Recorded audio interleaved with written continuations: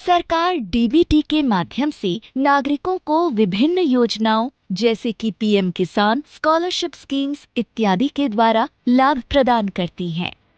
ये लाभ आधार payment bridge के माध्यम से बेहतर, सरल और सुगम ढंग से कुशलता पूर्वक प्रदान किया जाता है। आधार पेमेंट ब्रिज के लिए लाभार्थी को अपने आधार को खाते में सीड करवाना होता है। यह वीडियो सीडिंग प्रक्रिया पर लाभार्थी के प्रश्नों पे स्पष्टता प्रदान करेगा।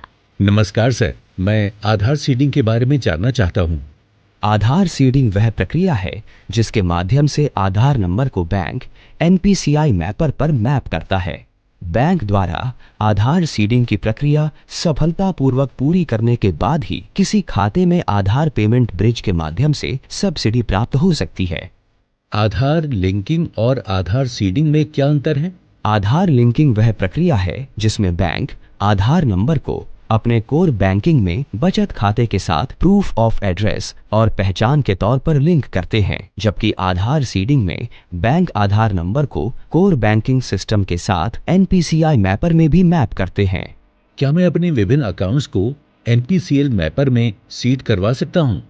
नहीं, आप सिर्फ एक समय में एक ही बचत खाते को आधार से सीड करवा सकते हैं। आधार सीडिंग की रिक्वेस्ट किस किस माध्यम से कर सकते हैं? आप आधार सीडिंग रिक्वेस्ट अपने बैंक में व्यक्तिगत रूप से जाकर तथा कंसेंट फॉर्म भरकर या जो भी बैंक ऑनलाइन बैंकिंग के माध्यम से ये सुविधा प्रदान कर रहे हैं उनके ऑनलाइन बैंकिंग पेज पर जाकर रिक्वेस्ट जमा कर सकते हैं। क्या आप मुझे रिक्वेस्ट जमा करने की पूरी प्रक्रिया बताएंगे? सबसे पहले आप आधार सीडिंग कंसेंट फॉर्म भरें और हस्ताक्षर करके ब्रांच में जमा करें। केवाईसी सही होने के बाद बैंक अपने कोर बैंकिंग सिस्टम में आधार लिंकिंग करता है और उसके बाद एनपीसीआई मैपर पर अपडेट करता है। अगर मेरा आधार पहले से किसी बैंक में सीडेड है और मैं दूसरे बैंक में सीडिंग करवाना चाहता हूं, तब भी यही प्रक्रिया रहेगी?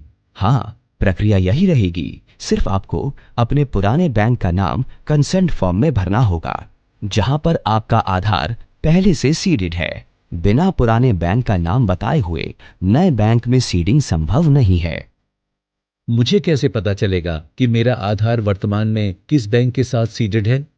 इसके लिए आपको एनपीसीआई की वेबसाइट पर बेस प्लेटफॉर्म में या यूएडीआई की वेबसाइट में सीडिंग स्टेटस चेक करना होगा। लाभार्थी एनपीसीआई की वेबसाइट पे जाकर कंज्यूमर टैब पे क्लिक करें, बेस सेलेक्ट करें, आधार नंबर एंड कैप्चा एंटर करें और अपने रजिस्टर्ड आधार मोबाइल नंबर पे प्राप्त ओटीपी को जमा कर अपना आधार सीडिंग स्टेटस चेक करें। लाभार्थी यूआईडीएआई की वेबसाइट पे भी आधार सीडिंग स्टेटस चेक कर सकता है। पसंदीदा भाषा चुनें, माय आधार टैब पर जाएं और आधार सर्विस मेन्यू में जाकर बैंक सीडिंग स्टेटस ऑप्शन चुनें। आधार नंबर एंड कैप्चा एंटर करें और अपने मोबाइल नंबर पे प्राप्त ओटीपी को जमा कर अपना आधार सीडिंग स्टेटस चेक करें। ग्राहक को कैसे पता चलेगा कि सीडिंग सफल हुआ है कि नहीं? सीडिंग सफलतापूर्वक होने पे बैंक लाभार्थी के रजिस्टर्ड मोबाइल नंबर पे एसएमएस भेजता है। आप एनपीसीआई के बेस प्लेटफॉर्म और यूआईडीएआई की वेबसाइट पे जाकर ऊपर बताए प्रतिक्रिया को फॉलो करके आधार सीडिंग स्टेटस चेक कर सकते हैं। मैंने ब्रांच में सीडिंग रिक्वेस्ट जमा किया था, फिर भी मेरा सीडिंग नहीं हुआ है। आपको अपने बैंक ऑफिसर से पूछना चाहिए कि उन्होंने लिंकिंग के बाद एनपीसीआई मैपर पर सीडिंग की रिक्वेस्ट भेजी है कि नहीं। अगर किसी कारण से रिक्वेस्ट रिजेक्ट होती है तो बैंक को रिस्पांस में रिजेक्शन का कारण बता दिया जाता है, जिसके अनुसार बैंक को सुधारात्मक कार्रवाई करनी होती है और आपको बैंक अफसर से यह पता करना है कि बैंक ने सुधारात्मक कार्रवाई की है या नहीं। पूरी जानकारी के लिए धन्यवाद सर। अब मैं आपके बैंक के साथ अपना सीडिंग प्रक्रिया करवा रहा हूँ और सीडिंग के सफलतापूर्वक होने की प्रतीक्षा कर रहा हूँ।